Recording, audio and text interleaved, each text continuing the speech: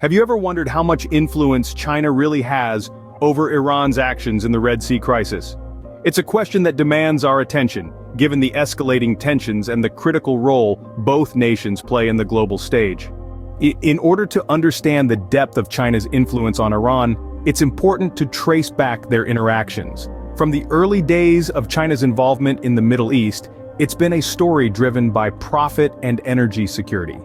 China, being the world's largest importer of crude petroleum, found a major trading partner in Iran, but the relationship doesn't end there. China's Belt and Road Initiative, an ambitious project that aims to connect the globe through a network of trade routes, also plays a significant role in the Middle East. The focus of this initiative is on ensuring free trade and a steady energy supply, rather than military objectives. But it wasn't until the year 2023, when China facilitated an agreement between Iran and Saudi Arabia, that China's influence became more evident.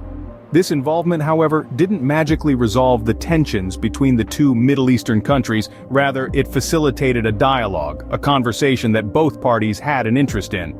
But how has this influence played out in the current Red Sea crisis? China, as the world's biggest trading nation, is disproportionately affected by the shipping disruption in the Red Sea. It's in China's best interest to restore stability.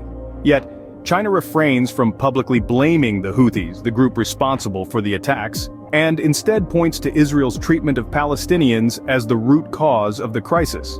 Even though China has potential leverage over Iran due to its oil purchases and potential direct investment, it has been reluctant to use this leverage. This is possibly due to China's interest in maintaining a balance between its relationships with Saudi Arabia and Iran. Despite China's significant role in Iran's economy, it's important to remember that China's influence over Iran's geopolitical decisions isn't absolute. Iran's decision-making process is influenced by its regional priorities and alliances.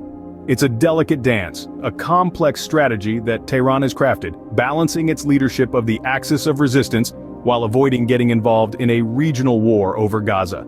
So, where does this leave us?